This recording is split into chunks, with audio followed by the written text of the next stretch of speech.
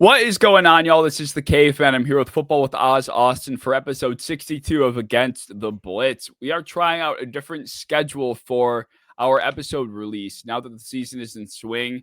We're new to this podcasting in season, so we're still trying to figure out what works for us and what type of content that usually works, for you guys and what you want to see. So, yeah, expect episodes to kind of just be coming out on different days throughout the course of the next couple of weeks, and we're going to find some sort of routine. But today we're talking about week 2 because there was a lot of batshit insane things that went down, and it's going to be just like a breath of fresh air to just react to everything that happened this past week. Yeah, I'm done predicting. I am not a wizard.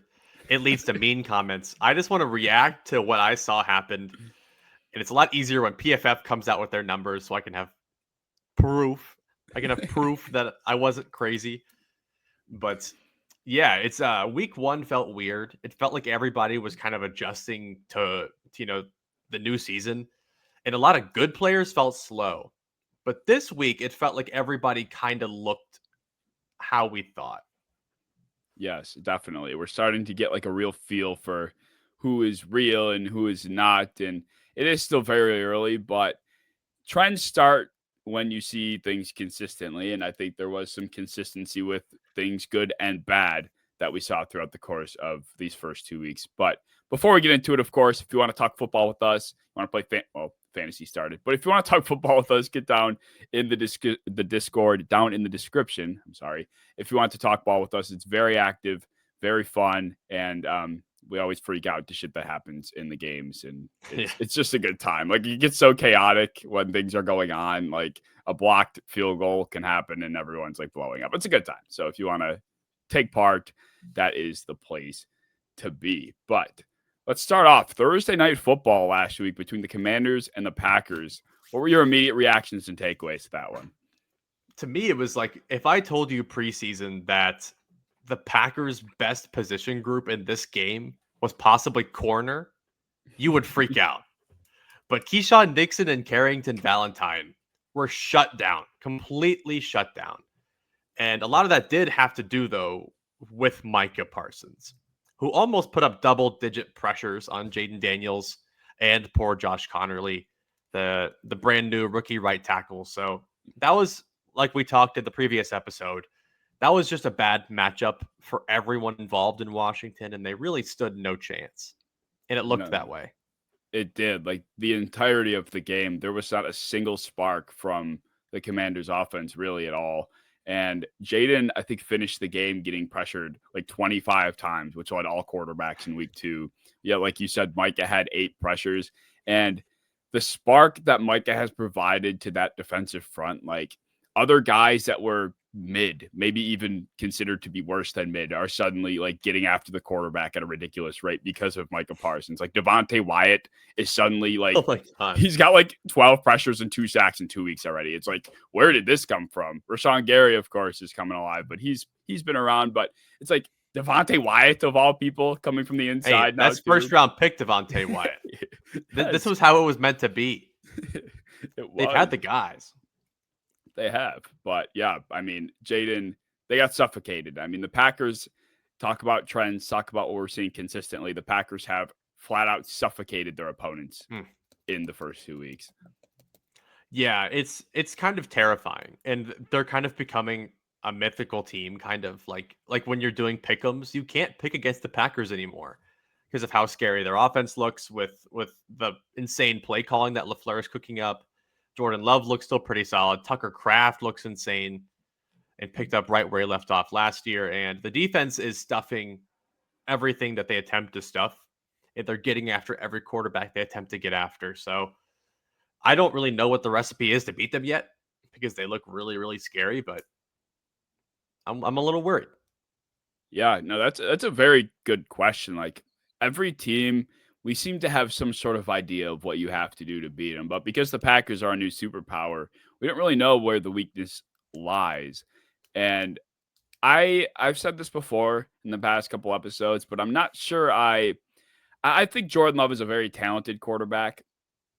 I just am not sure I'm bought in on him being this elite this elite guy that maybe people are going to start to put him in conversations, about because he's playing well. But in these last couple of weeks, like I think LaFleur has done his job. I think the run game's looked good, but whether it's Love's fault or not, but it just still feels like against the Lions, for example, they had like a 13-point lead, but for like a few quarters, like they were unable to really pull away. But their defense just killed Jared Goff so much that it didn't matter.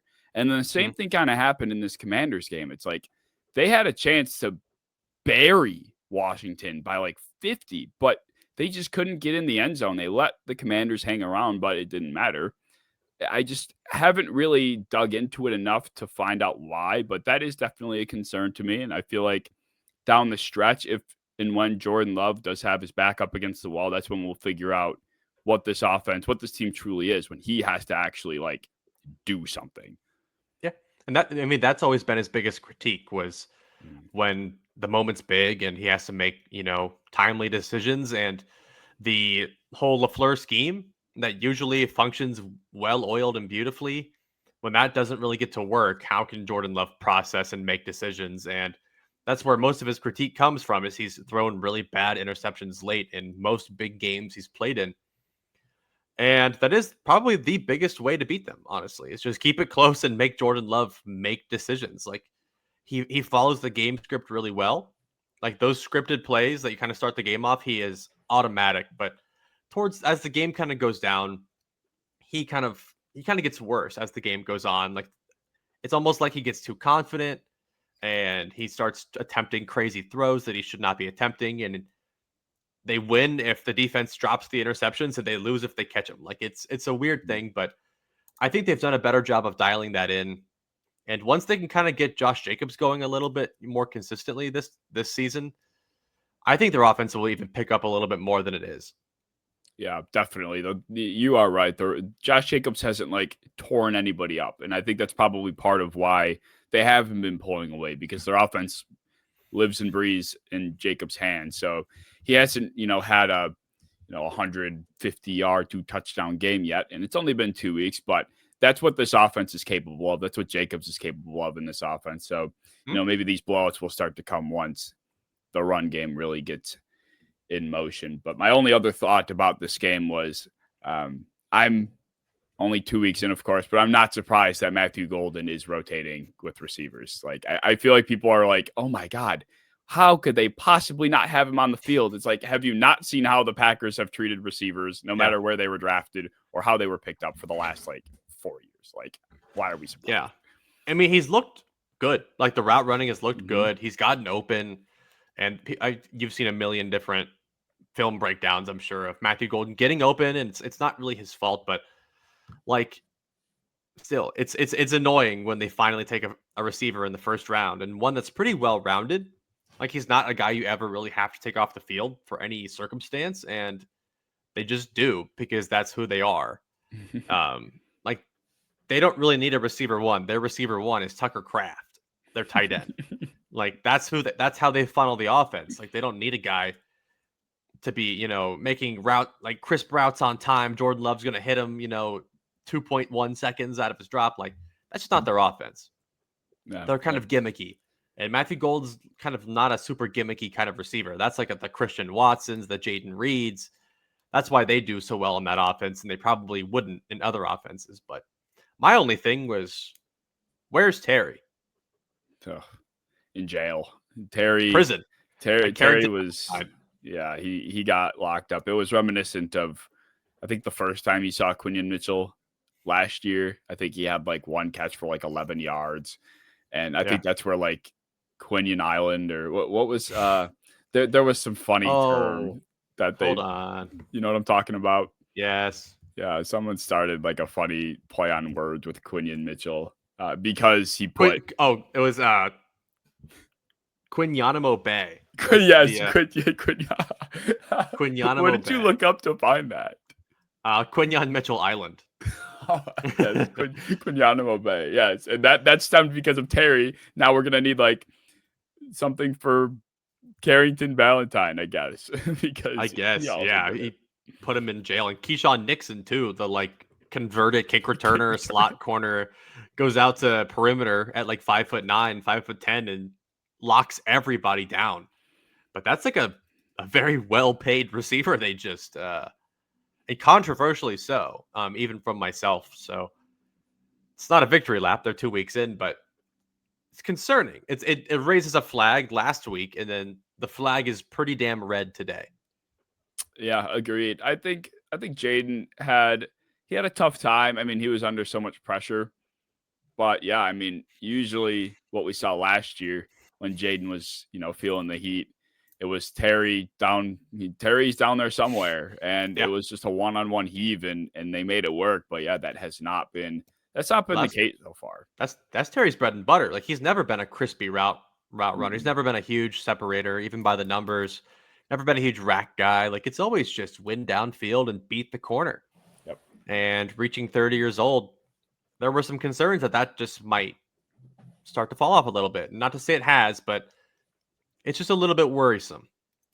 it is. I think there is right to be a little concerned about the Commanders in general. Like Yeah.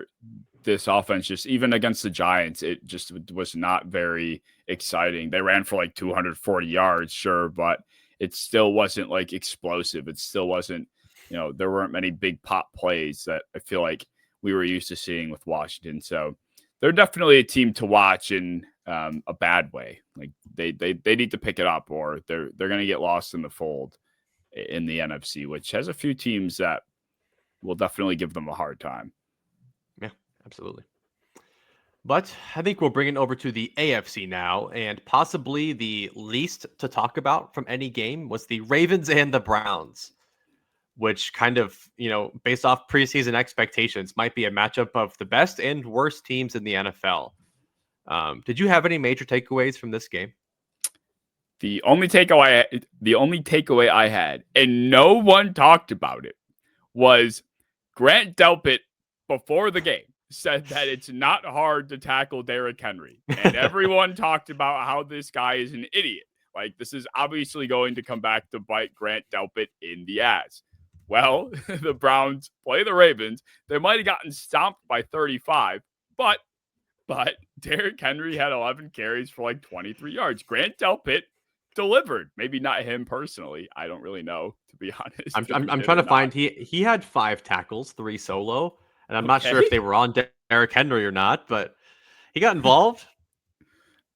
I think it's pretty hard to deliver on something like that, and no one talked about it after. Grant Delpit and the Browns bottled up Henry after talking shit, and no one talked about it because they got killed. But I think it deserves some recognition to back that up. Yeah, they were killed by Lamar Jackson. Like he did whatever he wanted. Zay Flowers won. Sure, like that's awesome. Clearly the better team won. But Myles Garrett, Mason Graham, Carson Swessinger, everybody up front looked really good. Like they also made Lamar really uncomfortable. It was just the fact that their secondary just got destroyed.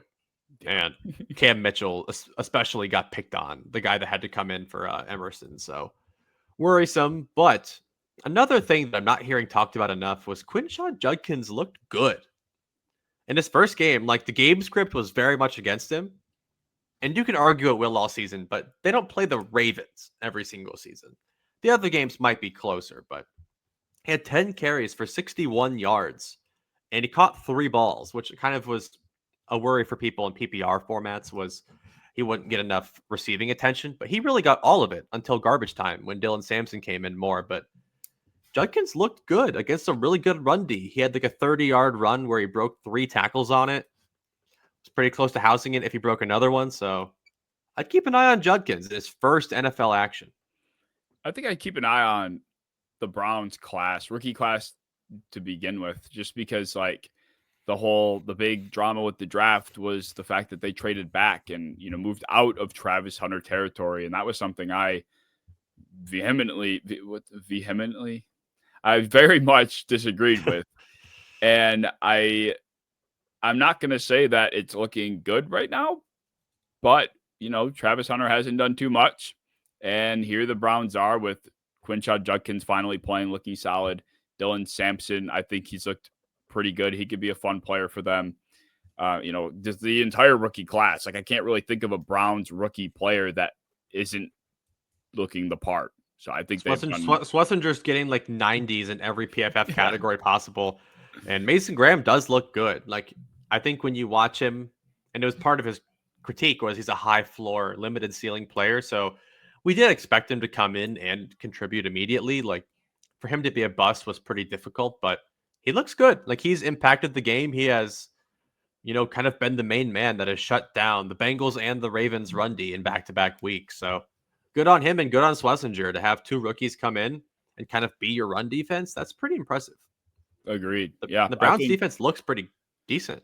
It does. I mean, Myles Garrett is somehow living up to a contract that no non-quarterback should ever get, but he gets it because he's that good, and he somehow is worth that. Yeah. It's just legitimately, like he might be the most impactful non-quarterback, and he probably is more impactful than a lot of quarterbacks. Like there's probably only 15, 16 quarterbacks that might have more impact on the game than he does, which is insane as a defensive end. But still, and score ended up being a lot worse than we're kind of making it sound. Like 41-17, and the last 7 came from a garbage time touchdown to Dylan Sampson by Dylan Gabriel. If you can count it, you can. But the game was out of hand towards the end. But another blowout. We'll go back to the NFC. And this one was kind of a little bit more sad. Was the Lions versus the Bears. And what was supposed to be, the Ben Johnson comes back to Detroit, like maybe revenge game, maybe like a friendship game, but it was not friendly. At least the score wasn't. I'm sure they were, but if you needed any other reason to hate the Lions, this is it. Like I get feeling like Ben Johnson did you wrong because he went to the division rival, but they went for it on 4th and goal, up like 30 points to go for the 50 bomb, and Amon-Ra scores his 3rd touchdown. Like, was that really necessary? I will say, I think Ben Johnson would have done it too. I think he would have done that to him. Like the way he talks and the way he defended it. He was like, what are they supposed to do? No, Lions don't kick field goals. He was so mad in that. He was mad, but he defended it. He was mad because he lost. But I think that he fully understands that he used to do that to people. Like it was his offense. They used to make a living out of beating me in fantasy football, up 30, throwing touchdowns to Amon-Ra St. Brown every single time. And I think he gets it, though. Like, he was mad, but he defended it. Like, what are they supposed to do? They don't kick field goals. That's not who they are. And it's why they win a lot of games. And they beat people badly. I get it. I kind of interpreted his presser like that meme where the guy has the smiley face mask on, but behind it, he's seething. Even though, he was visibly upset. It just, I think he was butthurt. And I would be, too. But I think he was so bad. I think he was mad at the question. Stop bringing that shit up. And I think that he was mad, just the fact that he lost to the team that he spent so much time with. I think that he was already just veins popping, head kind of hurting towards the front kind of anger. And that question just sent him over the edge. And he answered it right. And I think he said the right things. And I think he's true. I think that he would do the same. I think that he would throw a touchdown pass to Rome Odunze if, it happened to be that way. So I'll take it. But my main takeaway was, where is Colston Loveland? Where the hell did he go? I think it's just a consequence of too much going on in this offense. I think this is an offense that has a lot of players that need to get the football. And at least in a game like last week, a lot of the footballs went to just one guy, or at least a lot of the yards. Yeah, and Odunze. So, this is an offense that maybe we were thinking would be plentiful for everyone involved and everybody eats type of approach. If that's not the case, someone has to be left out. And so far, not only is it Loveland, but Luther Burden could be dead for all we know. So it just does make you wonder, and this was a conversation I think was very valid, what the draft process was like for Detroit, or for Chicago. I'm sorry. This is a team that needed a running back. They don't come away with one in the first 6 rounds. They get Monangai, of course, but and on top of the fact that they're drafting Colston Loveland at 10 when Warren has looked far better, even though it's a much different circumstance. And did you need Luther Bird? There's just a lot that went into that draft class that I think is worth talking about because they just didn't need these players, frankly. No. Yeah, but that's why I'm just confused. Like it looks like the same Bears team as last year because it almost kind of is. Like the offensive line looks improved and it is improved and it has helped Caleb a little bit and it's helped Swift a little bit, but everything else, like all these weapons they brought in, mean shit if they're not going to use them and they're just going to keep throwing to Odunze, which has been awesome. That connection looks great, but like, why is Olamide Zaccheaus getting so many snaps? That's true. And so many targets? Like, it's driving me crazy. And apart from that, the defense and the secondary injuries are just brutal. Like, I don't even know who their starting corners are going to be in a few weeks because they're getting shredded, like physically, like injuries are just destroying them. So definitely the season outlook for the Bears, even if the offense can really start clicking, like it hasn't been atrocious. It just hasn't been to what we thought. But the defense has been atrocious. And that's kind of what we're really worried about. Yeah. They're Caleb and Ben, they're too new together. Caleb isn't refined enough to throw haymakers with these offenses. Like, granted, I should have bet like my entire life savings on the Lions to win that game. They just weren't going to lose it. That was their Super Bowl. Like, Amon Ra's on his fucking podcast talking about it like every day. And you just know how Dan Campbell is. Like, they're going to throw the kitchen sink at this week 2 matchup to prove a point. Yeah. But that just doesn't explain like 52 points allowed either. So there is concern there. And, going back to the whole run game thing, I saw this stat earlier on Twitter.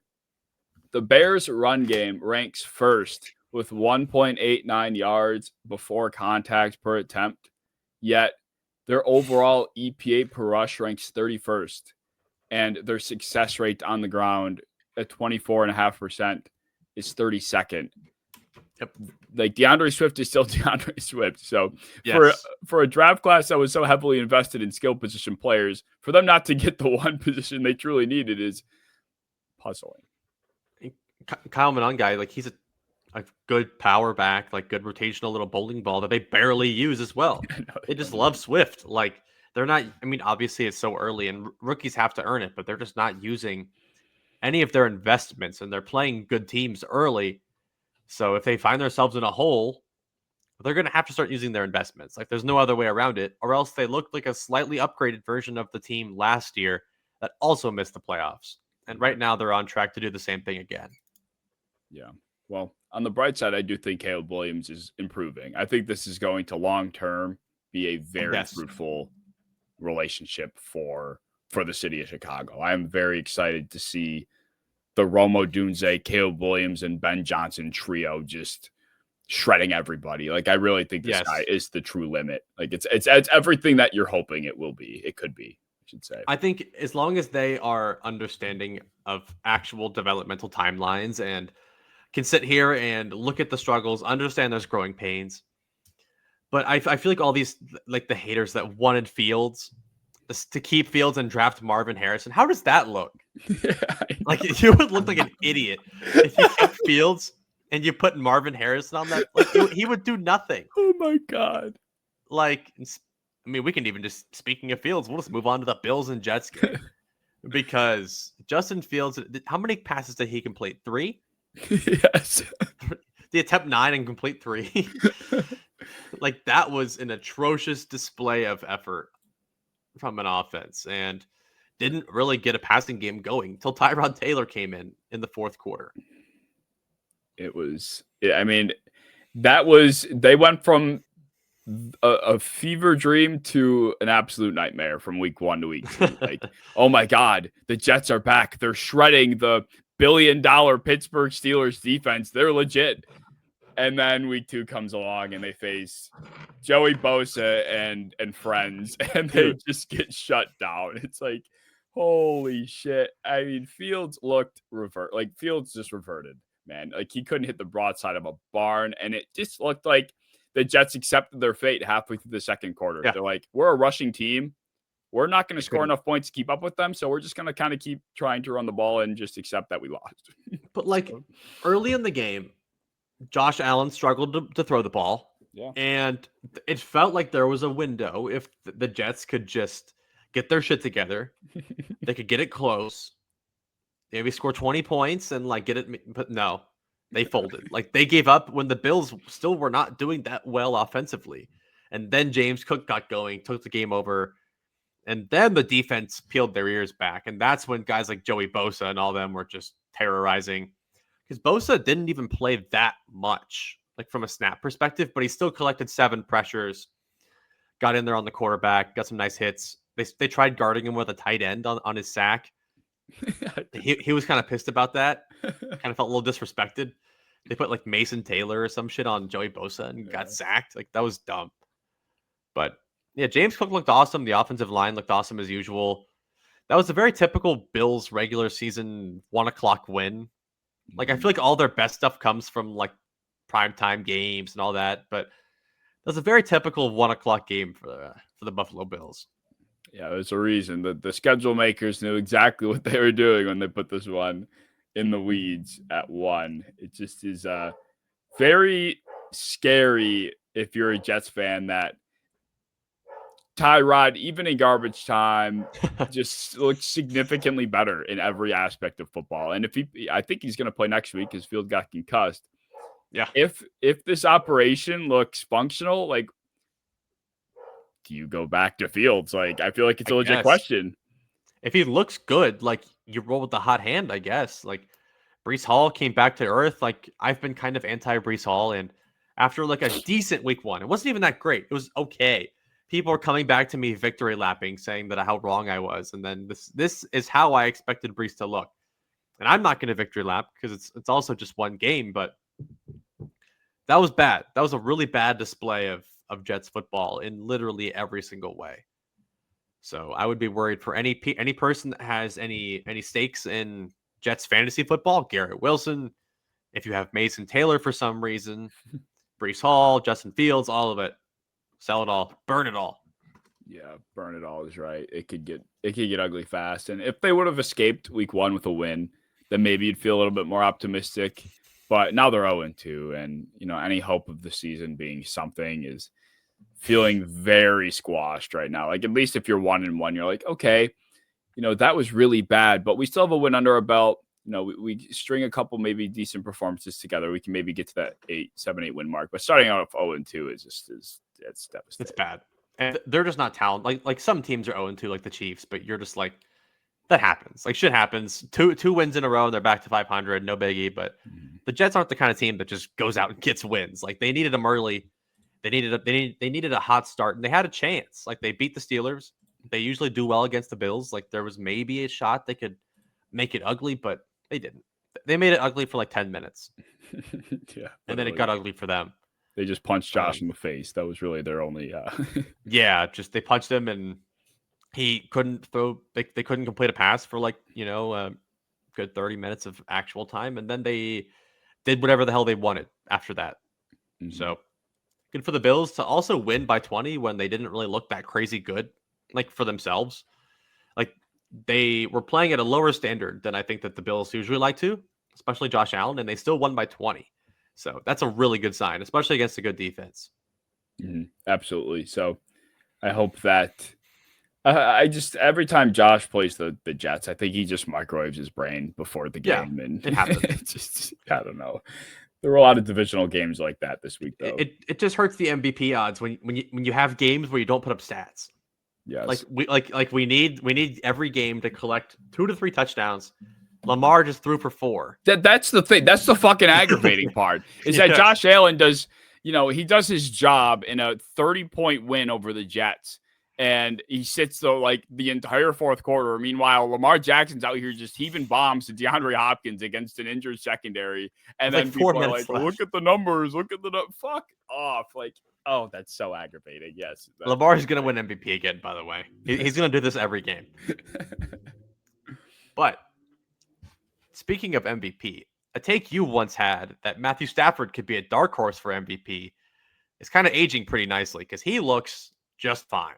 I don't think that back is causing him any problems, at least not in public, because he was doing everything he wanted to the Titans defense. Literally anything. That back, I think that back was like a double agent. Like someone someone was pumping out news that was just so inaccurate. And it was just either that or Matthew Stafford really is cloned and that's not him and he's dead. I think That he's was a just tough as theory. shit. I think he's just really tough and he's played through injuries his whole career. Right. And he's just doing it again. What the hell's a back injury? Like he's had knee injuries and neck injuries and shoulder injuries and elbow injuries. Back's the easiest of them all to get over. So good shit on him. Cam Ward looked pretty awesome.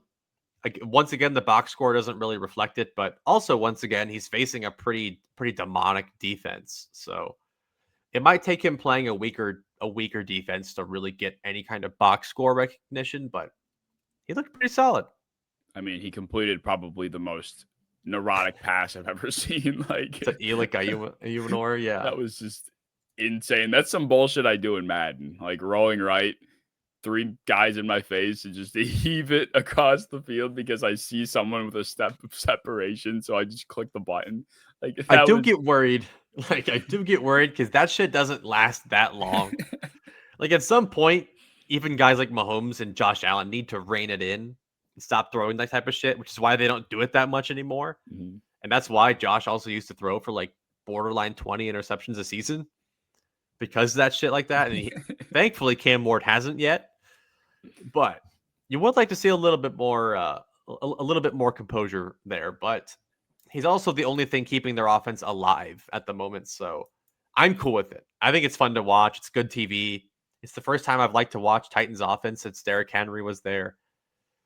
And I don't know. It was a more fun game than people gave it credit for, but nobody's watching a Titans game.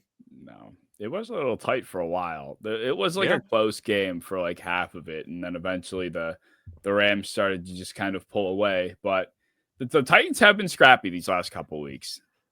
They have. They're a scrappy team. Like last year, they had a scrappy defense, and even though they gave up a lot of points, they didn't give up a lot of yards. It was kind of just their offense's fault that they give up that many points, and they look pretty solid again. Like they're not getting super moved on. They got points put up on them, but that's because Puka and Devontae Adams are an elite duo, and Stafford looked like he was giving out like 20-yard handoffs. Like he was just like delivering the ball to the receiver's chest. That was one of the most beautiful displays of quarterbacking I've seen in a while from an all-22 perspective. Looking back at the tightest of angles that he made these throws in that Titans game. Wizardry. He is just fine. I promise. Yeah, I mean, I just can't. Like, I know Justin Herbert, we'll get to that soon, but I know he's playing exceptionally. I mean, he's good doing his football, own shit, yeah. But I can't put him over Stafford until Stafford falls off. Like the level of football Stafford is playing still it's just completely different than pretty much 90% of the league. And I think Justin Herbert physically is there, but I think mentally Stafford is still probably, he's got the leg up. Like both of these guys are physical freaks of nature that can put the ball anywhere. But I still have to take Stafford. I just love him. I just love Matthew Stafford. Well, what I like about Herbert is he has wheels all of a sudden this year. Yeah. Like he's taken off. Like he's running people over. He would have had a fantastic run last week if it wasn't for being called back by a penalty. So I'm happy that both of these guys kind of look like the best version of themselves in a little bit. Like Stafford's been a little bit down, but I think Devontae Adams is helping a lot. He looks significantly better than Cooper Kupp did before. And I'm a big fan of this Rams team. I think that they're looking just as good as we thought they could be. Absolutely. But speaking of Cooper Kupp, he actually played pretty well this week. Seahawks and Steelers. It was kind of a Looney Tunes type game if you really get into the weeds and watch this game. It was some of the dumbest football I've ever. Like Jalen Ramsey probably got 150 yards put on him, and I'm not kidding. Actually, I think he did. And Caleb Johnson is never seeing the football field ever again in his life because he had the worst special teams blunder since the last time a Steelers kick returner did something stupid. So really, really bad for Caleb Johnson. And for those who don't know, he allowed the kickoff to land in the field of play and roll into the end zone, which does not constitute for a dead ball. Like the ball is still in play. Seahawks jumped on it, touchdown scored because Caleb Johnson didn't know the rules or just had a brain fart. But either way, cost his team 7 points in a game that was really, really close almost the entire time. So bad game. Very, very true Arthur Smith game as well. It was. Yeah. My biggest takeaway from this one was something I even made a TikTok about. Like I mean, the Steelers are just a bunch of fucking frauds, man. Like this defense, if I was a Steelers fan, and I think most of them agree with me at this point, I'd be upset. Like Cam Hayward spent 3 months whining about how he wanted an extra couple $1 million. Now he can't play in the NFL for only $15 million. And this defense is getting ran through, like destroyed. And TJ Watt just got an extension equal of Myles Garrett. And these guys aren't even in the same stratosphere anymore. And I think to some degree, you can only blame the personnel so much, and then you start to look above them, and that's where the Mike Tomlin conversation starts, and you can get into the weeds with that. But the bottom line is this is the most expensive, the highest paid defense in football. They have given up 30-plus points to teams that did not look great in games where they didn't play Pittsburgh, offensively speaking. And even dating back to last year, I think in the last, 10 games or so, the Steelers are averaging 28 points against per game. TJ Watt's invisible. There's just no steel curtain. There's not even a steel shade. There's nothing. There's no steel period. It's just styrofoam. And I think it's worrisome for them because it's not just the fact that they got bested twice. It's they got bested in the exact same way. Outside runs to the left side specifically are barbecue chicken. They can't stop it. Jalen Ramsey is the slowest corner I've ever seen. And they're picking on him. Like they are taking advantage of the lack of speed in the secondary. And if they can buy any time, play action is working beautifully. That the Torrey Horton touchdown was wide open for his first NFL grab. Like they were doing whatever they wanted. And for whatever reason, Breece Hall did it. Ken Walker did it. Outside runs to the left side are unstoppable. And I think teams, I don't know what's going on over there. I haven't done a deep dive into it, but I would be terrified if I was a Steelers fan. Yeah, I think it's their second level. I think the linebacker play has just been so atrocious. I felt like I saw so many different clips, and I could just remember so many different moments where I saw multiple Steelers players on the ground beyond the line of scrimmage. It's like, why are these guys just on their backs? And sometimes they're just getting pancaked. Other times they're running into each other. It just is I think it's a breakdown on the second level where ultimately they really don't. That's where the star power lacks. This team has a name everywhere else except for their group of linebackers. That's really it. And I think that's where the breakdowns are really starting to occur. And it kind of I don't care for Aaron Rodgers, but it probably does suck a little bit. It's probably annoying that this is the second team he's been on the last couple of years that's supposed to have a very good defense, and they just are not fitting the description. No. Yeah, I mean, that does kind of suck. He went to the Jets because they have a good defense, and yeah, that's actually a really good point. But the Steelers linebacker core was supposed to be pretty decent on paper. Like Patrick Queen's a big name. He's been to Pro Bowls. Peyton Wilson was a rookie last year that did pretty well last year, and he's been really bad so far. Mm-hmm. I mean, it's a 2-game sample size, but they're getting shredded. Like Jackson Smith and Jigba looked fantastic for the second week in a row. A lot of people were kind of concerned about him in this offense without DK in the new offense, but that doesn't seem to be an issue at all. It looks really damn good. And the offensive line looked a little bit more improved. Sam Darnold looked a little bit more improved. It looked better. The Seahawks offense looked a little bit better. Still got to take care of the interceptions. Sam Darnold's known to do that a little bit too much, but outside of that, the defense has looked all of the hype. They have held two teams to a very minimal amount of points in back-to-back weeks, so it's pretty easy to get excited about them. Definitely, yeah. I mean, this is a team that probably should have won their week 1 game, and now they go into week 2 and they do what I guess we know in hindsight they should have done. Like, now we know what the Steelers defense probably is. The blueprint's out, and they took full advantage. So that's a good sign in itself that they're able to do what they're supposed to do against a team that they clearly, knew the weaknesses of and knew how to take advantage of. So Seattle is certainly a team to watch. It just really is going to come down to Darnold. Like, I think not playing the Pittsburgh Steelers and throwing 2 interceptions typically probably loses you the game, but I guess in 2025 it's different. So yeah, we'll see how that fares for them down the stretch, but it's working. What they're doing is working. It is working. But speaking of a kind of Looney Tunes type game, the Patriots and the Dolphins, and this is the second week in a row where both of these teams just look goofy.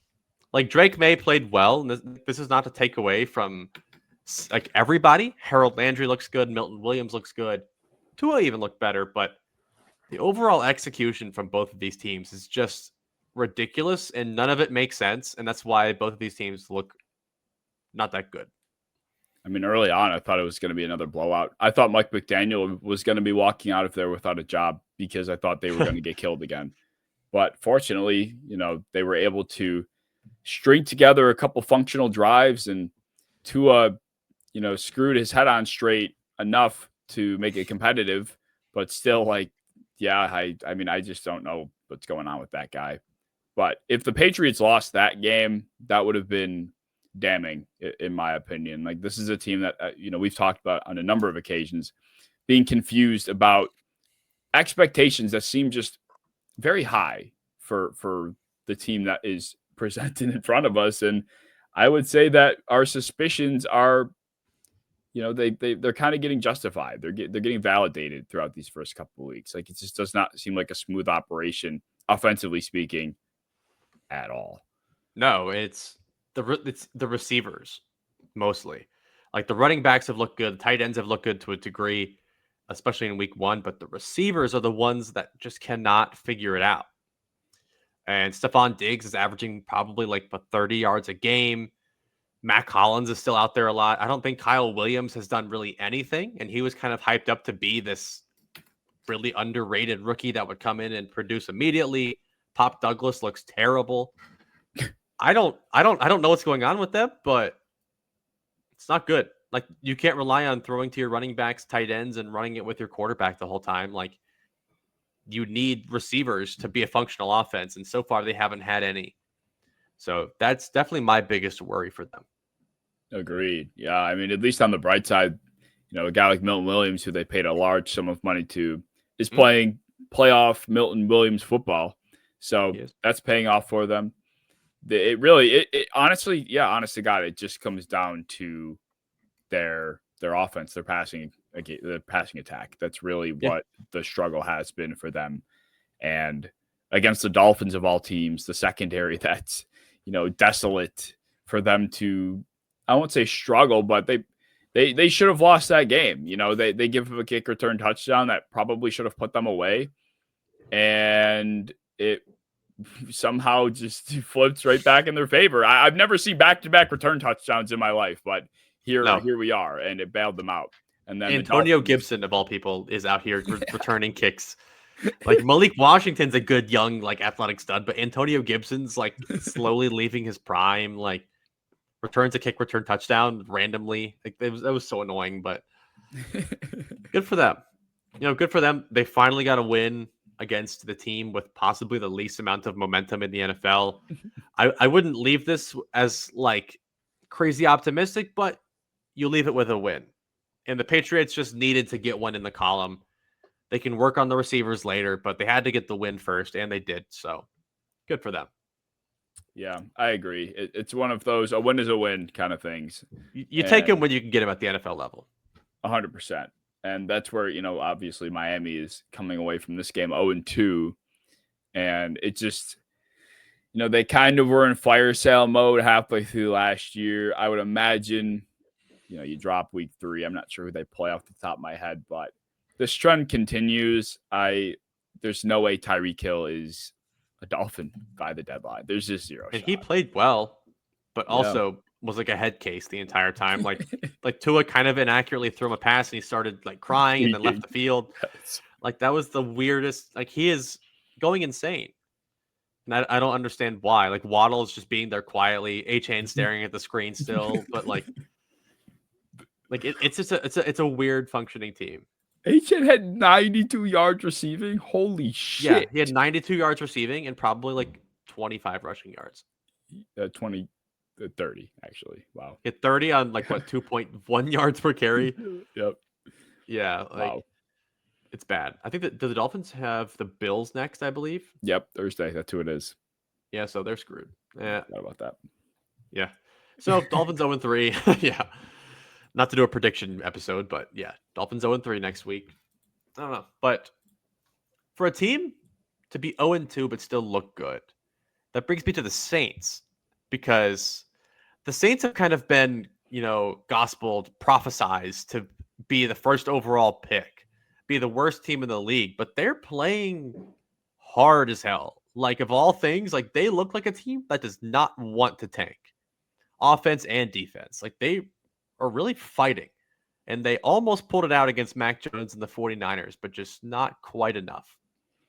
It really came down to, ironically enough, their best offensive player making a pretty crucial mistake, and Kamara fumbled. I think if that fumble doesn't happen and Fred Warner doesn't make a Fred Warner type play, then they probably win that game. And the Saints they're just an enigma. Like they nothing about them should be good, and they are. And I think a lot of it does come down to, I think it's a testament to the coaching staff, honestly. I think that's what it comes down to. And a lot of the hesitation with the Saints this year is, of course, about the quarterback situation. And, I've been one of the biggest Spencer Rattler supporters out there, but even I was like, best case scenario, Spencer Rattler looks good, but who the hell is he throwing to? Well, apparently Devon Vele, because he just caught his first touchdown. And yes, apparently Juwan Johnson is Rob Gronkowski now. So that's insane. Like, yeah, that's what I mean. It's just like it's an inspired team. Like they're all playing so hard. Like Olave hasn't gotten his annual concussion yet, and Shaheed is kind of back. I think he caught a touchdown. He did, yeah. But the defense looks inspired. Like Demario Davis is playing his best ball in years. Carl Granderson is leading the NFL in sacks right now. Like they're playing good football, and I really like it. But I don't know if I would want to win in their scenario, because like as fun as Rattlers looked, like I don't know if you want that to be your future. So then it's like you're still probably going to pick like fourth, even if you win a couple games. So it's a weird situation to be in. It's almost purgatory-ish. But I do feel good about the coaching staff thus far. Absolutely. And this was a coaching staff. Talk about uninspired. I was very uninspired by the group of guys they brought in. Like, when I say top to bottom, there was nothing really about this team that looked attractive. And this is something everyone can share. I mean it. And that meant the coaching staff. Like Kellen Moore just felt like, that was like kind of who was left out there. So that's who they kind of went with type of hire. And obviously the quarterback battle was what it was. Like there just was nothing. And they make these trade. They go and trade for Devon Vele, and then they go and trade for Jalen Polk. Like that was so bad. What are we doing here? But it's Polk's not even playing this year. No, he's out for the entire season on IR. But they're 0-2, but it's working. It's working somehow. I love it. I think Rattler's playing good ball. I think that does. They're rallying. I think Rattler's a leader. That's probably part of it too. They're rallying around him. Well, I don't really know even what to like. I want to say I hope they can finally start winning, but I don't know if they want to do that or not. Yeah. So I don't know where they're at, but they look solid. I guess there is some optimism for Saints fans, even though you're 0-2. It's a weird situation, but they've looked better than we thought. That's definitely the main takeaway. Mm-hmm. The 49ers, though, like I think Brett Coleman specifically was expecting the 49ers to probably blow up because Brock Purdy wasn't quarterbacking. But lo and behold, Mac Jones steps in and doesn't look great. Like he was fine, but the offense operated pretty normally with who's that? Oh, Jake Tunges out there. Yes. And like the corpse of Jawan Jennings out there. Like this team is decimated. And I guess I probably think of Brett's opinion being shared by way more people than it probably actually is. But he verbatim tweeted out, the world is going to see what Brock Purdy does for this 49ers team or something to that effect. They're about to see what he was hiding. Yes. I'm like, okay, bro, we'll see about that. And Mac Jones goes 26 for 39 for almost 300 yards, 3 touchdowns and no picks and 113 quarterback rating. Okay. When was the last time Brock Purdy did that, to be honest? Like, I love Purdy. I've defended Purdy because the situation around him has been pretty bad. But like he's like on a good day, that's a good stat line for him. Mm-hmm. Like I had comments saying, well, if Purdy played, it would have been a blowout. I don't think so, dude. No. I think it would have looked the exact same. Mac Jones came in and delivered throws on time. He delivered accurate footballs. He got, a couple touchdowns, took care of the football. The only thing he doesn't bring that Purdy does is a playmaking ability and an ability to get out of structure, make throws on the run. But like he looked fine. He looked good. Like that was winning football. And with the weapons they had out there, with Pearsall and like Jawan Jennings being like by far your best targets, like that's a little worrisome. And he took care of business. Trent Williams was on demon mode the entire game. So good for them. Like they deserve that win. And like that game doesn't get an asterisk just because you beat the Saints. Like they had so many injuries that we even picked the Saints because we were like, there's no way that the Niners can overcome that. And they did. So good for them. A win's a win. A win is a win is right. And yeah, I mean the Niners, their big players made big plays. I think it was probably just a talent gap. Ultimately Fred Warner is the difference in this game. He makes a crazy play, and even like Nick Bosa on the final drive where the Saints could have potentially driven down and won it. I don't know if it was Bosa, but someone just blows by the right tackle on 4th and 1 and just he causes Rattler to slip and he fumbles. Like there were just better players on the 49ers team that just beat worse players. And that was kind of the biggest difference. Yeah. In Fred Warner in that entire game was just linebacker teach tape, man. If you want to that was one of the better linebacker performances I've seen in a while. Mm-hmm. And I feel like that dude's just being undervalued as like a generationally like good player. That's a Hall of Fame linebacker, in my opinion. Like every single year. And I feel like people just they're like, yeah, whatever. Fred Warner, cool. But he deserves his flowers. Absolutely. But on to the next game with the Jaguars and the Bengals, where the main storyline was Burrow got hurt, has a toe/foot injury, but the big storyline was Jake Browning coming in and getting the win. But for us in the Discord, if you would go down in the description below and go to the Discord, we were talking about Brian Thomas Jr. looking like a huge baby the entire game. So a whole lot going on in this game.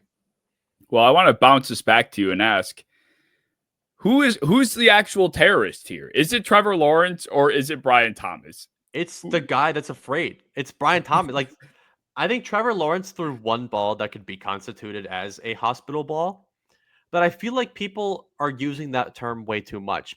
Because just because you're throwing a ball where you might get contacted by a defender doesn't mean it's a hospital ball. Like he was not about to go get smashed. He was about to get hit, tackled. It happens. And that's part of the reason why I love Amon-Ra St. Brown. It's why I love Puka. It's why I love Jamar. They eat that shit up. They deliver the contact. Like that's who they are. They're physical players. And Brian Thomas Jr. played the softest, most scared game, uninspired game of football I have ever seen. Like it was one of the worst receiver performances in a long time. And I think that he caused that second interception, the one thrown to Jordan Battle, where a ball was thrown to him. He was afraid of the ball. He backed off. Like he put his hands back, kind of backed off, and the ball went past him and got picked off. But that was on him. Yeah, I agree. My Brian Thomas better than Malik Neighbors agenda is off to a horrific start in 2025. Yeah, it's out the window. But yeah, I mean, it's hard to defend a performance like that. Like it's one thing if fine, if there's a throw or two over the middle of the field and you do show that you're kind of scared, I personally am fine giving the benefit of the doubt. Sometimes human nature kicks in and you're like, you know what? I don't want to die today. So I'm not going to do it. I get it.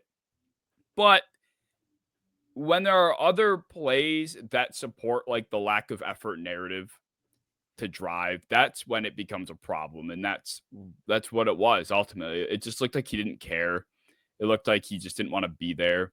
And there was a play that basically lost them the game when he had the fourth down conversion at the sticks and just dropped the ball. Like, if he doesn't drop that ball, they win the game. This probably is more so a non-story. I'm sure people are talking about it, but ultimately, like, if he falls and rolls potentially in the end zone, oh, Brian Thomas scored game winner or, sealed the game. But when he drops that ball, he's ducking away from footballs. He's not going for fumbles. Like, it just feeds the news narrative, and Yes. it's not even a narrative now. Like, narratives are things that are potentially controversial, but this was damning. So That was damning. Yes. It was good. really, really bad. Yeah, but like the other main storyline is Joe Burrow's out for probably what sounds like 3 months ish. He has to get surgery for a grade 3. I don't even understand how I looked this shit up. I still don't get how turf toe works. Like, you can show me all the diagrams you want. It won't click. Good luck. But I just know that it affects more than just your toe. Like, it is actually like your actual foot part of your toe. And they will be without him. I know a lot of people really want Jameis Winston to come in here for fantasy purposes because that would be so much fun. I personally really want Dalton back. I think that would be great. A little homecoming, but it sounds like they're sticking with Jake Browning. He still came in, and besides the picks, he did what Burrow hasn't done, and that was just target the shit out of Jamar and T. Higgins until his heart stops. And I appreciate it. And that's kind of the main reason why we won, was just let those guys make plays. And I appreciated it. Definitely. Yeah. I think that the element that Jameis Winston brings to an offense, that like lack of care, just gunslinger type of attitude, that people are like, oh my God, that would be perfect for this offense. Jake Browning does it in a less like insane fashion, so people don't recognize it as much, but he also has that hint of like, fuck it, Dude, they're down there somewhere. He lets it go, man. And that's partially why Mitchell Tinsley had like one of the best touchdowns of the week, and no one talked about it. Nobody talked about it. Dude, I saw Bengals touchdown. I'm like, please, T. Higgins. It's fucking Mitchell Tinsley. I'm like, dude, it was a great catch. It was dumb. It was insane. Did you see the catch? Yes, that one-handed. Got his shin in. It was nuts. Through contact. That was crazy. Hell of a catch. But, yeah, and I mean, I think people like, there was so many touchdowns scored in like the last like 20 minutes of that game that people kind of forgot about it. But that's partially why I like Jake Browning. Like, if we lose, it's because we didn't make enough plays. It wasn't because he didn't fucking try. Like, he lets it go. And I really like that. And that's part of the critique of Burrow recently, was he hasn't been letting it go. I mean, it doesn't even matter who's on the other end of it. Talking about Mitchell Tinsley, one of the biggest plays of that game was a defensive pass interference drawn because Andre Yosivas, he took the matchup. He's like, Yosivas, big dude, smart guy. Yeah. I'm going to just throw it up to the smart guy down the field that has the matchup advantage. And it draws a flag, and it gives them the life that they needed. So, yeah, I personally don't even think it was really PI, but yeah, when the ref is seeing from a weird angle and you have the big guy and it's a physical matchup, like, they're going to call it sometimes. And Travis Hunter, I think he had great coverage, honestly, pretty textbook, maybe a tiny bit too handsy, but I don't call it there personally. But I'm happy it happened. It was a makeup call for not calling it on T the drive before. I take it. Game over. Jake Browning beat your football team, and that's all there is to it. Again. Yes, again. He's going to beat the Vikings again, because that's what he does. He's a repeat offender. But talking about Brian Thomas and the Malik Neighbors update, not only did Brian Thomas just have a bad game, Malik Neighbors just had a Hall of Fame game, because him and Russell Wilson connection is kind of the main reason why this game ended up being a game of the year candidate, because that was awesome. The Cowboys and Giants game. Yeah. I mean, holy shit. Like, it felt like it was never ending. I'm like, what? how is this game still going on? There was two, massive moments in that game where I'm like, at the end of regulation, that I'm like, wait, what? Did that really just happened? Like a 25 seconds left in the game, and Neighbors is scoring a touchdown to take the lead, and like 50% of the world's population has the Cowboys as their survivor pick, and everyone's like losing their mind, including my father. And then like, there's 18 seconds left, and a throw that went far under the radar was that laser to Ferguson on that last drive. Yes. It was like a 30-yard deep curl. Like there's this Demon. The meta in Madden is stemming up curl routes because you can do that now and just choosing how deep the break is. And it's so cheesy and it's so impossible to stop. But that's what they did. It was like a 30-yard curl over the middle of the field, and Dak threw it like 5 yards before Jake even turned his head, and it stamped him. And Aubrey came in and put the cherry on top. But a 64-yard game tire, by the way. Yes. Like 6 years ago, 7 years ago, this would have been headline news. Like this would be in your driveway tomorrow. But now we're just like, yeah, game winner. Yeah, he did that kick, whatever. But don't let that number escape you. 64 yards, like, would have been in newspapers a few years ago, and now we're just like, yeah, whatever. Fuck him. 64, it's fine. Yeah. Like this would have been a record-setting field goal a couple years ago. Mm-hmm. Well, the stat I saw that was really like, okay, this guy, he passes the eye test. The guy is obviously like on a Hall of Fame trajectory, greatest kicker of all time trajectory right now. You just have to watch him and you'll realize that. But to put the statistic next to the eye, he has let me restart that. His success rate on 60+ yard field goals since 2023 is 71.5%. 71.5%. Everyone else, 33%. Like, doesn't make sense. No, it doesn't. It's not fair. Like, and they get him, and fucking Jerry gets him. Like, why is he in Jerry's world? Put him with like a team that's gonna compete for a big game, so we can see a Super Bowl end on a 72-yard record-breaking field goal. But I love it. Jerry's world. He is in Jerry's world. But the only other part about that game that I really took away was it's Scatterbo time. Hell yeah! Tyrone Tracy. That was fast. Also, like Tyrone Tracy lost that backfield already, and while inefficient and while kind of insane, Scatterbo is just running hard. It probably is exactly who I thought he would be, and I love it. Yeah, it's hard not to root for him. Other than him being corny, sometimes he's very corny. He's just so fun to watch. My other thought on this game that I almost talked about in a video, but I just didn't because I wanted to save it for this.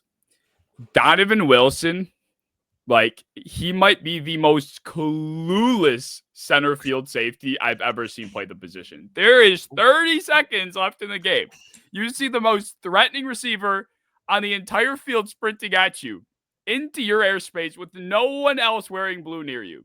Why do you not just turn around and run? Like, it's not even football. It's not even coverage breakdown anymore. It's just simply like, oh my God, there's 20 seconds. I want to hold this lead. I just have to run with the guy that's getting wide open. And he runs by Kyrie Elam because he's the outside safety, the outside fourth, and then runs into Wilson's space where he should be over top, and he's not there. And that wasn't even the only time he did it. Trayvon Diggs got burnt by Neighbors on the other touchdown he scored because he's expecting Donovan Wilson to be like remotely over top, and he just isn't.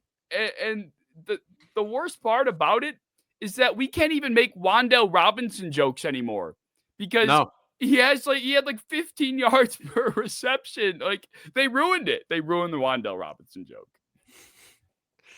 That was mean of them. Yeah, that's insane that Wan'Dale Robinson blew up out of nowhere. Please do not make this a thing in fantasy. Like, don't go out here spending your fab on Wan'Dale Robinson. I definitely don't expect that to be a recurring thing, but do what you will. I won't stop you. But that'll bring us to our next game, the Panthers and the Cardinals, talking about just insane shit happening, from being the most boring game of all time to having one of the most fun finishes of the week. This game ended up, Cardinals had a pretty big lead. Panthers started coming back, scored a late touchdown, got the dumbest onside kick recovery ever, had like a million penalties in their favor to go drive down the field and still failed. It was bad game for the Panthers. Yeah, I mean, I don't think I've seen a bigger group of coping individuals than Bryce Young supporters right now. Like, look at it was actually a good game. He threw for over 300 yards and like shut the fuck up. He had so many like when you say they had so many flags go in their favor, that's not an exaggeration. Like every play there was a flag, they gave them a first down or 5 yards every single down, and I don't even think they got in field goal range. Like it was bad. It was awful. Like Xavier Legette, I will give him that. He's also playing with the worst receiver in the NFL in Xavier Legette, and another guy who I didn't even know who he was. Dude, like Bryson Tremaine. When I heard him catch a ball, I've heard of him, but like I had no idea who that was when I saw it. You heard of him? But like, if I just saw him on the field, I'd be like, "Who the hell is this guy?" Oh my god! Bryson like that Tremaine was the most ridiculous starting receiver. Like, there's no way they don't get somebody else.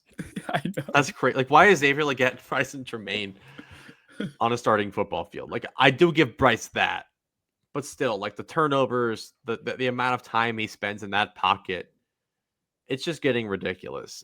He's just playing point guard ball, and he doesn't have the guys to play point guard ball with because they traded away Adam Thielen. Like this is like they've made some really weird personnel decisions. But I don't even take this as a good Cardinals game because they didn't look all that good either. They just made less mistakes. Like Maserati Marv looked like a Camry, and James Conner is kind of worrisome. Like they really are not able to run the ball well because the offensive line is not really moving the way it was last season. No, it's not. And it's just going to be the story of this team will be shut down the run, put a physical corner over Marvin Harrison, and then just triple team Trey McBride. That's really a recipe. That's how you stop that's what they did. Like it was make Michael Wilson beat you, and he did. Michael Wilson actually beat the shit out of them, but like that is the recipe to beat this team. Put one physical corner that's like 6'2" or taller on Marvin Harrison, and they did that with JC Horn, and then put all your other resources into stopping Trey McBride, and then just let another random name beat you. And this time it did work, but who's to say it won't work next time? Right. Yeah. I mean, talk about, we're talking about a Saints team that's playing inspired football. There's just nothing about the Cardinals that is inspiring at all or fun. It just is. Maybe the defense, but yeah, the offense is not. Yeah. Yeah. That's fair. It's just the defense feels like it's one of those that like just flies under the radar because the names aren't exactly there, even though they kind of are. Like the names are there.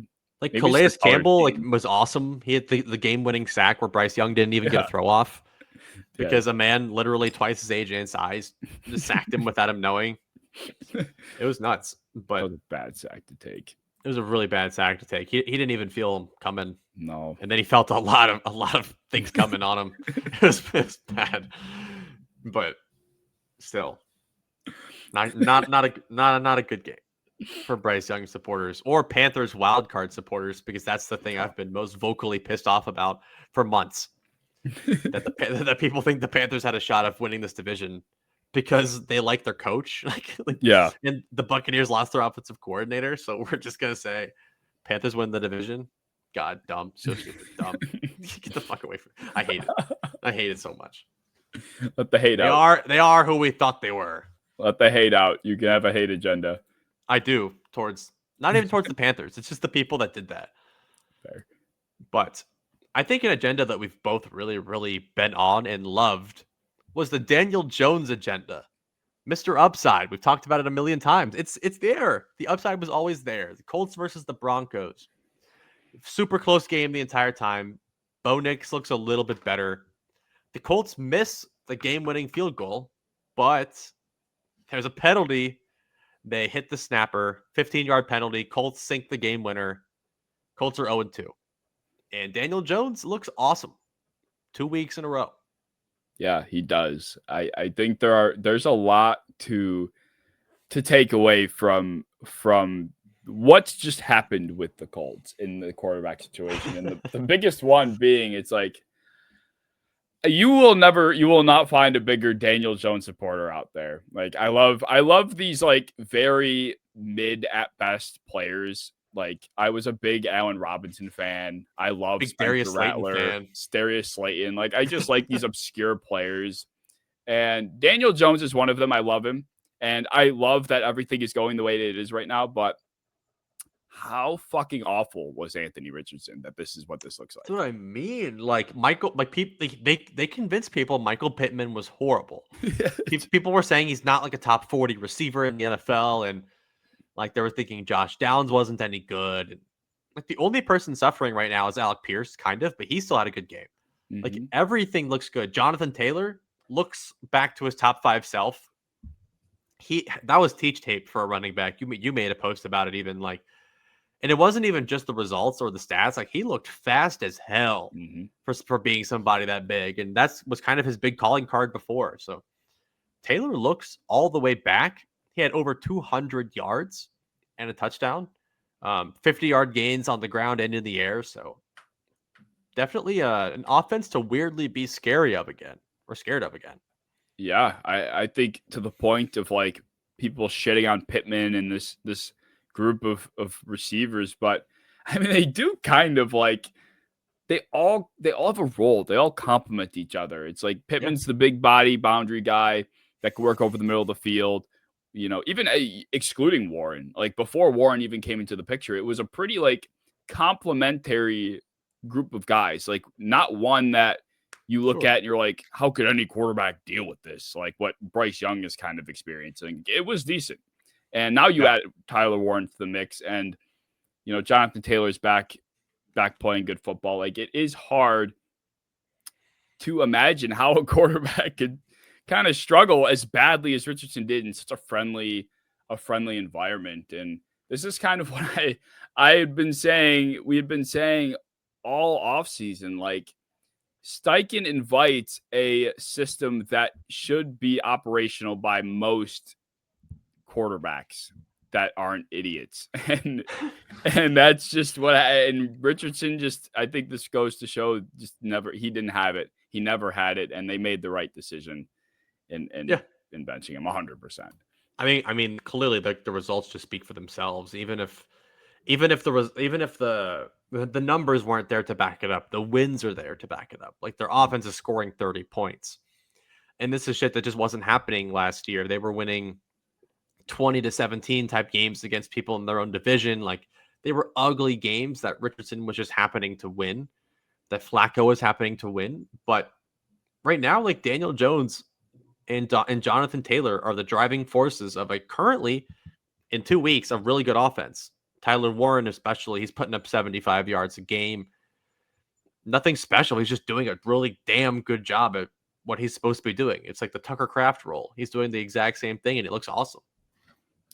Yeah, and talking about how everyone's like really just playing they're doing their job. Like that's what's going on with the defense too. It just is like a Mhm. sound group of football players, and Lou Anarumo has them playing like psychotic ball. Like he understood the assignment at times. Like get pressure on Bo Nix.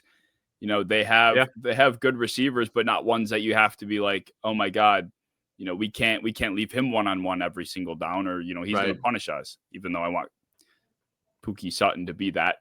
There were plays where Lou just sent like the entire crib and it worked. So Yeah, and Cam Bynum specifically is on a fantastic streak of celebrations. That was the funniest he is the best kick celebrator in the NFL celebration. today. Last week it was great too. It was Last week excellent. he had a good one.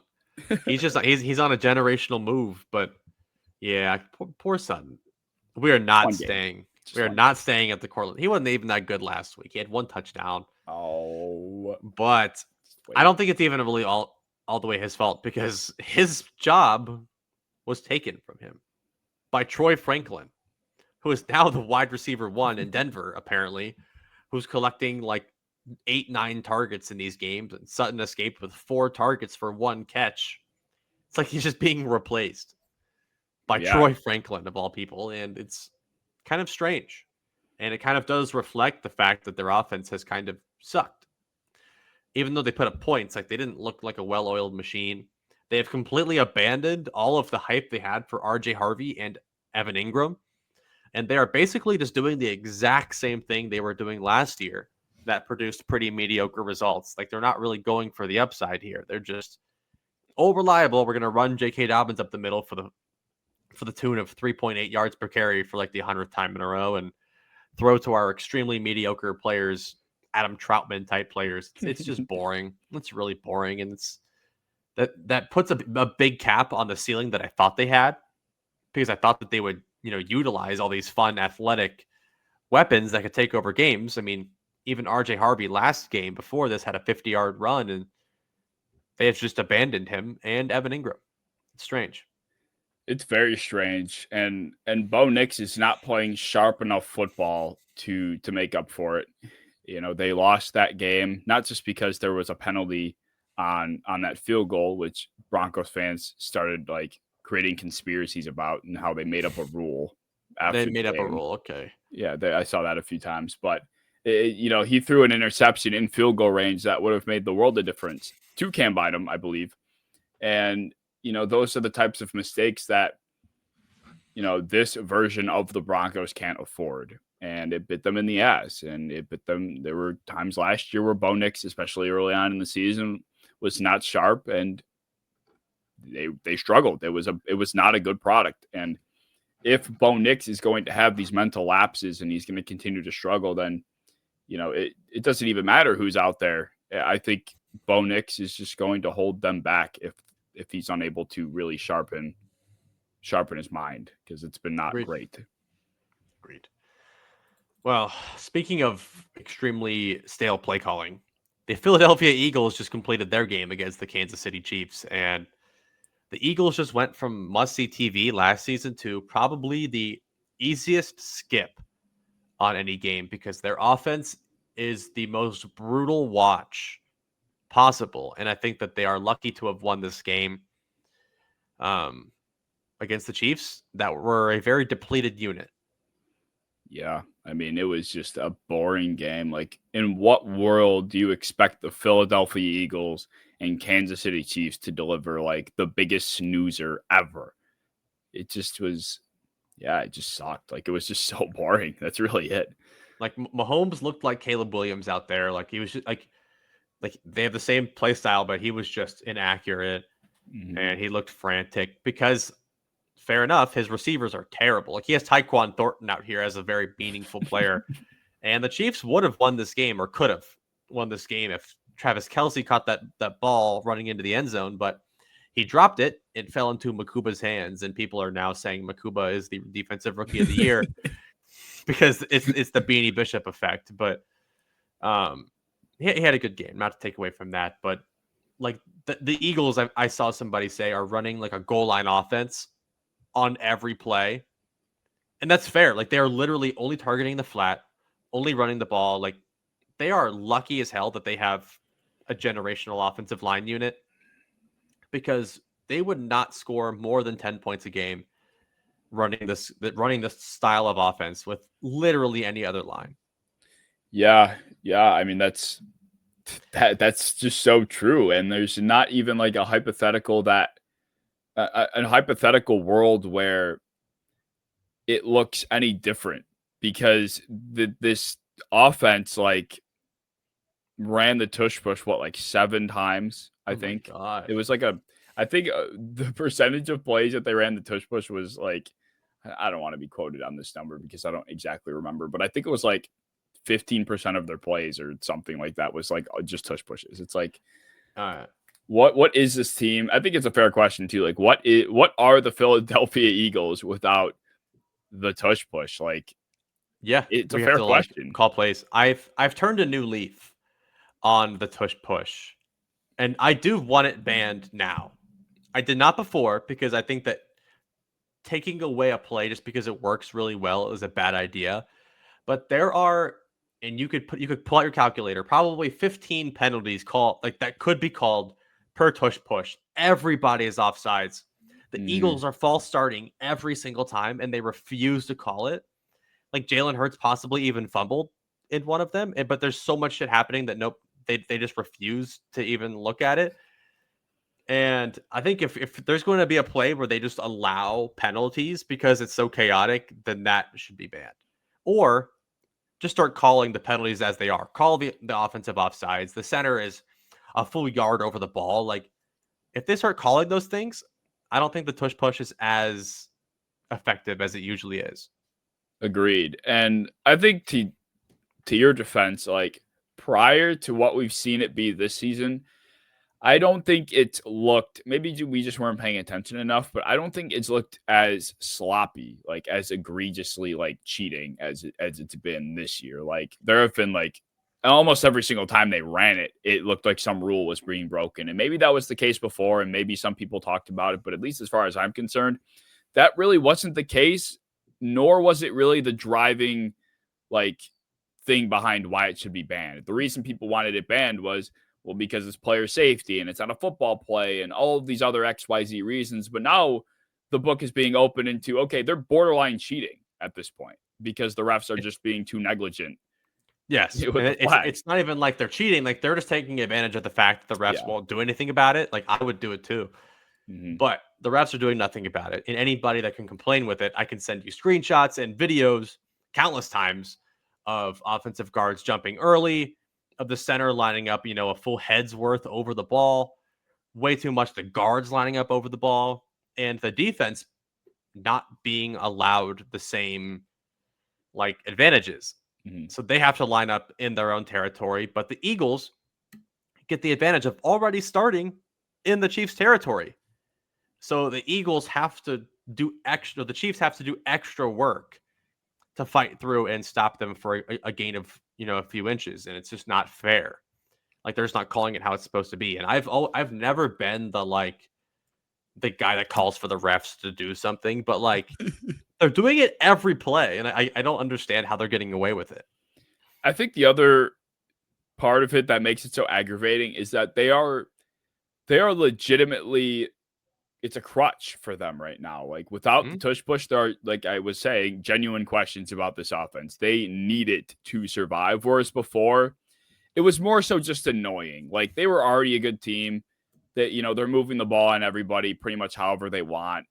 And then they, sprinkle in the tush push, when they have to pick up a yard. But now it's like anytime they're in short yardage in games where they're struggling to move the football and these plays are so much more crucial, it's just so much more annoying now that this is what is happening and it's not being called correctly. So I agree wholeheartedly that if it's not going to be called properly, then yeah, if it's too hard to call properly, which I understand, then yeah, maybe it's time the play goes. But prior to how it's been playing out in 2025, this was never really the foundation of the pro ban argument. It's just not a football play. Okay. It's 100%. Like I love it in theory. Like I love when other teams run it. I like when they used to run it.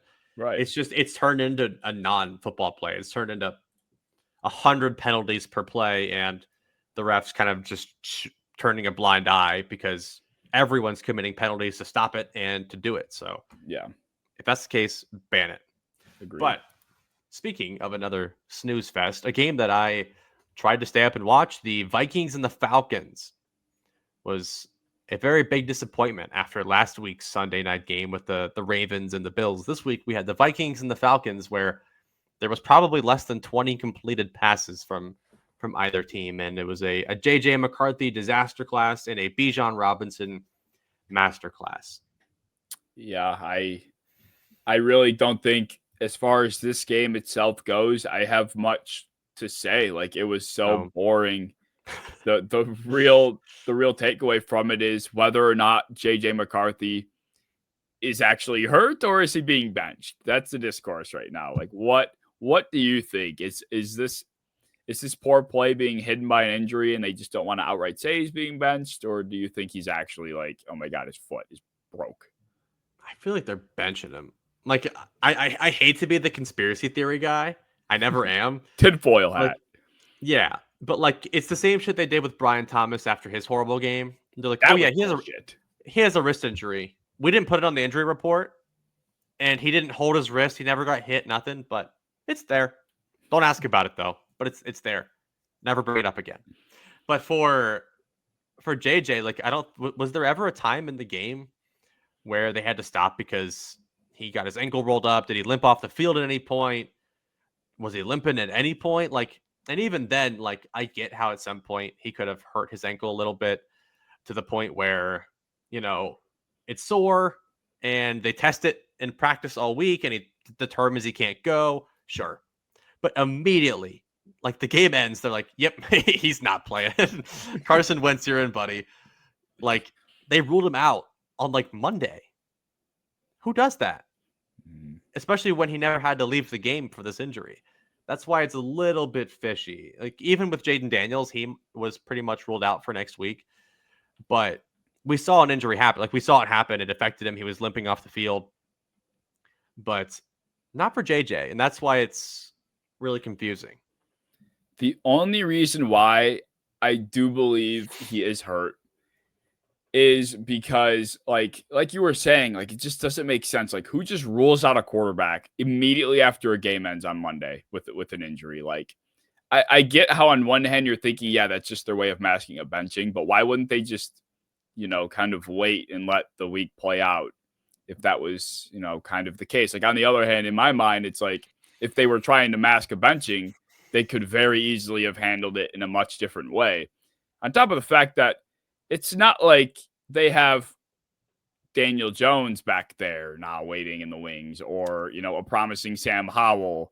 It's like they have, what I mean. They have fucking Carson Wentz. Like, I don't think Kevin O'Connell is like giddy in his shoes, ready to throw Carson Wentz into his pocket. Like, I just say this until he throws for 350 next week. I don't believe it. Carson, the last version of Carson Wentz. Who is going to guard Justin Jefferson? I just don't see. Like if Carson Wentz can get the ball out on time, like I am more scared playing him than JJ as a Bengals fan. I think with JJ, I was like, we have Trey Hendrickson. He's going to talk the Bible to him and terrify the God into him, and it could rattle him. Like he holds on to the ball too long. It would give us time to pressure him. Carson Wentz, like I know he does that same shit too, but he's a vet. Like I think he can hit his check downs and like he can do the stuff to get a dirty win. Same type of shit Jake Browning can do, but I wanted to play JJ. I wanted to fuck him up, mess with his head a little bit, but we got a vet, and I'm a little bit more worried about that, but still not that worried. I think you're only worried because you don't know what Wentz really is. Because at one point he was an MVP candidate and probably winner if he didn't get hurt. Yeah. And I know that was like 6-7 years ago, but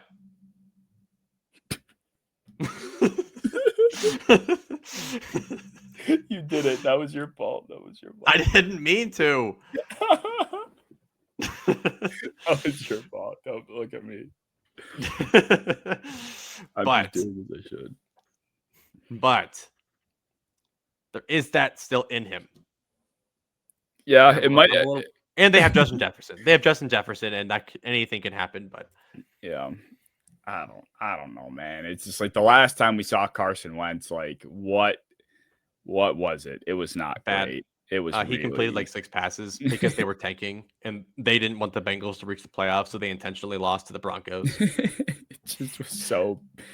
It just is bad. Like I have zero faith. Like there's a lot of quarterbacks in the league right now, and I look at them as backups, and I'm like, you know what? If they came in right now, they might look fine. Like Tyrod Taylor, I think arguably could look better than Justin Fields next week. And sure. Jacoby Brissett, they've made the argument for, but Carson Wentz just does not make that list for me, and he could prove me wrong, but. Sure. Like I said, that's kind of part of why I think like it can't be like a flat out benching. Like there's no way Kevin O'Connell would be like that excited to throw Carson Wentz on his field. There's just no way. He's excited. I think he's just like, holy shit, man, we can't win with that. Like we'll give somebody else a try. Like he couldn't even hit a check down. He couldn't even target Justin Jefferson. That Yeah. was the problem. Like at least with a guy like Browning or Tyrod Taylor, like they give targets to the good guys. Mm-hmm. McCarthy can't even do that.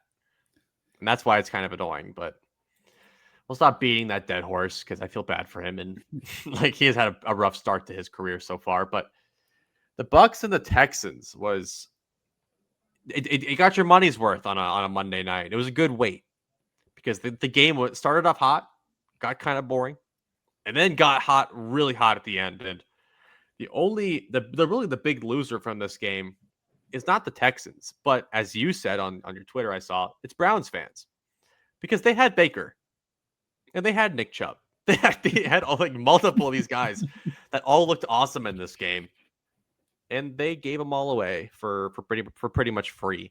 But that being said, I think that the big issue about the Texans, I think that we have both beat that drum to death about the offensive line is still an issue. It's an issue no matter who they play. CJ Stroud is throwing off of his back foot every single play. Nico Collins made an appearance and then disappeared after that. It's a worrisome team, but the Bucks looked fun. Yeah, they did. I mean, the Buccaneers had a similar problem that the Texans did. The reason why the game got stale was because neither team had functioning offensive tackles, and anytime either of the guys dropped back more than like 2 steps, they were getting devoured. But for the Texans, that's their starting unit. And actually, like everyone was in their like projected starting position because I can't remember who was hurt, but he returned this game.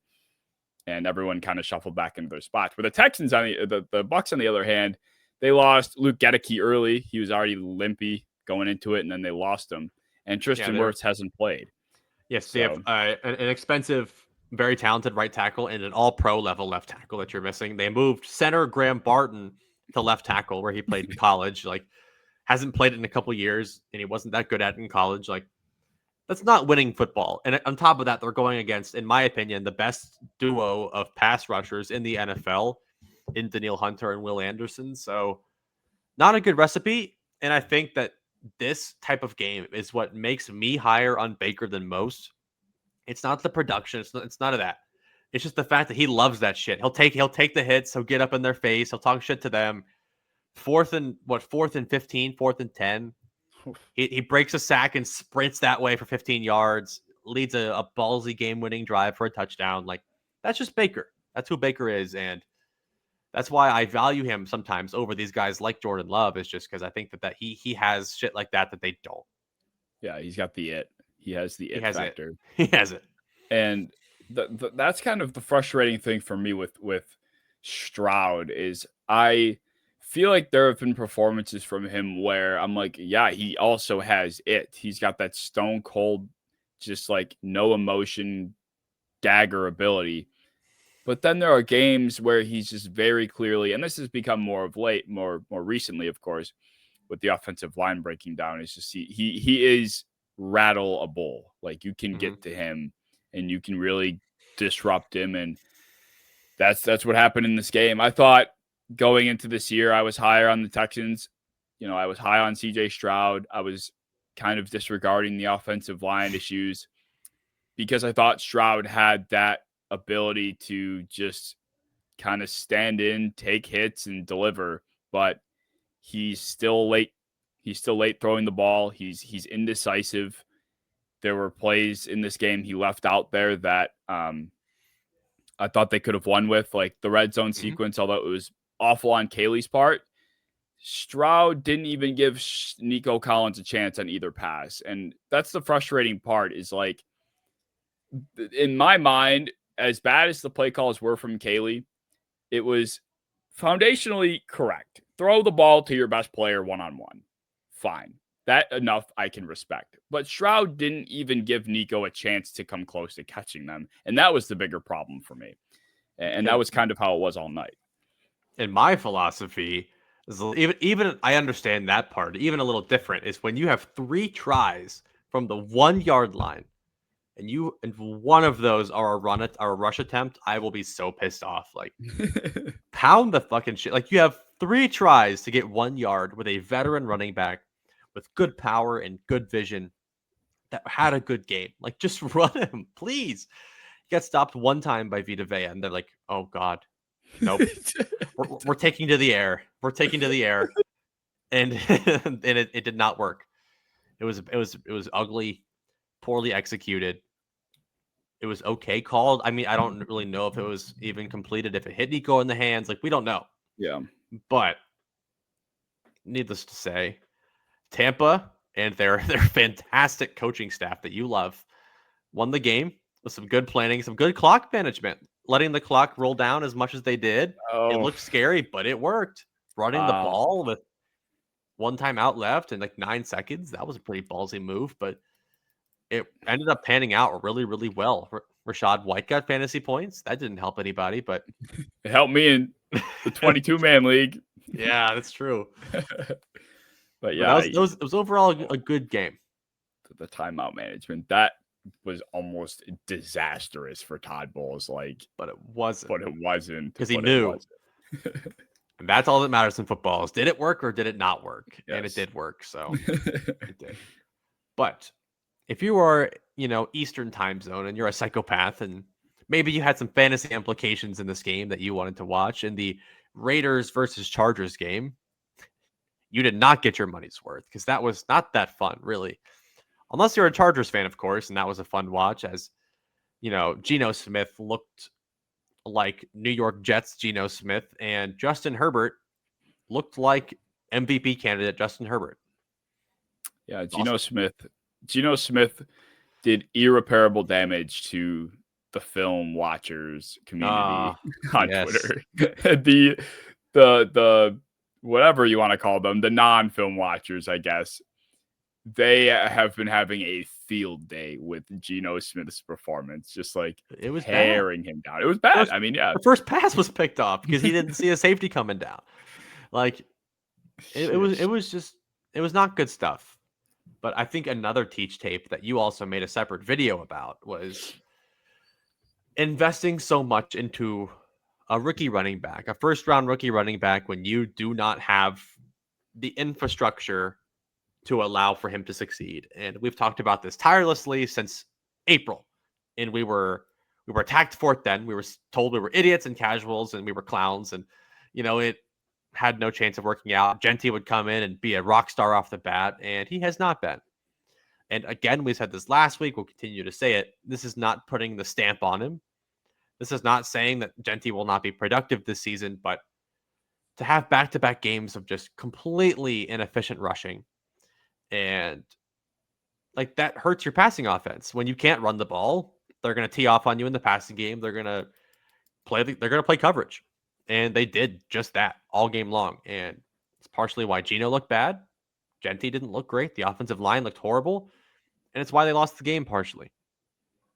Absolutely. Yeah. I mean, this is a team that going into this year, they wanted to live and die on the ground. They wanted to be in dirty game scripts where they can rely on Genty running the ball, getting the 4 yards per carry. And that's how they wanted to move it. But that's not been how it is at all. And that's been my biggest concern with them going into the year. Like, I was worried about them finding themselves in game scripts where they weren't able to run it. And then, Geno Smith had to rely on Dante Thornton, Jacoby Myers, and Brock Bowers, who are great, but they're not pushing the ball downfield. This isn't an offense that is really threatening through the air, in my opinion. And it requires Geno Smith to be almost a lot better than he probably had to be at times in Seattle. And he's obviously is struggling. We saw it visibly in this past game against the Chargers. And, I think Jesse Minter deserves a lot of credit. I think the Chargers defense deserves a lot of credit, even without Khalil Mack, who shattered his elbow. That was not great. It was a great showing on their part, but it is also partly this is not the same Seattle drop back and sling it offense anymore. And I think that's where Geno is best off living. This is a much different system, much different environment that isn't working. And now he's having to do things that it's not his wheelhouse to play this type of football. No. And Brock Bowers was hurt. That did go Yes. into, I think, a little bit of the game. But that cannot be your crutch. Geno Smith looked bad. Genty looked bad. And I think a lot of this Raiders hype from the preseason in back-to-back pretty iffy games starting to die down just a little bit. But the Chargers, they're up. They're all the way up. Yeah, I mean, we could not be higher on the Chargers, and that's with their first round pick looking like a terrorist. I mean, He's awful, dude. he's not good. He almost gave the game right back to Vegas to give them a chance. He fumbles. My dumbass is sitting there at like 1 a.m. or whatever the hell time it was, 12:30, watching Omari and Hampton get the ball punched out when the game is basically over. I literally tweeted out like, Omari, and I just want to go to bed. But I'm sitting here watching it because I needed like 2 more Lad McConkey receiving yards for my fucking FanDuel bet. And he fumbles, of course, and the game is bad. I'm like, oh my God, I just want this game over at this point. I don't even care about my bet. Just please. But I had to sit there and watch it because I'm like, oh, that happened. So I don't want to miss it. I wish I wasn't as much of a coward when I make my draft rankings, because I had Genty 1, Travion Henderson 2, and I almost put Judkins over Hampton, but I didn't do it because the consensus would tell me I was dumb. I didn't do it, but I wish I did, because Judkins looked good, man, but Hampton has looked bad. Like, it's not even just the stats. Don't even show me the stats. Just like look at the film, like the missed opportunities, the turnovers, the lack of big plays. It's all bad. Yeah, he just doesn't even have that, like, part of what made Hampton so attractive, at least in college, is like he kind of had that speed to power translation. It's like he can get going, and then he'd run into contact, and he could force himself forward, but there's just none of that like contact balance at all. Like, I saw him take a carry. I think he had 3 straight tries on the goal line in this past game, and he got stuffed every time. It's like, you gotta show some fight, show some sort of like effort, and he just doesn't have it. You can't fall backwards that much as a power back. You can't do that. Can't. That's why I like Judkins, dude. He bought an extra 2 yards every single run for like just wriggling his body and doing everything he can to be refused to be tackled. Like, he refused. He was like allergic to it. He was going to get more yards whether you liked it or not. Hampton's just like, he gets hit and he's like, oh man, he's okay with it. That sucks. He's like, I really wanted that yard, man. All right, and then lays down. It's really annoying. Yeah, it's bad, and Najee Harris's role is going to get bigger if this continues, and that's like everyone's worst nightmare. Kamani Vidal, please. Well, yeah. But on the bright side, though, the passing offense somehow looks electric. Like, Quentin Johnston's a deep threat all over the place. Keenan Allen is very good, complimentary next to Lad McConkey. As much as I hate to say it, I've been anti-Keenan Allen for a couple of years now, but he won't die. He doesn't go He's away. A route winner. He's a tight end. He is their tight end. We said it last week. Like, the dude just finds the soft spot in the zone and just hangs out there.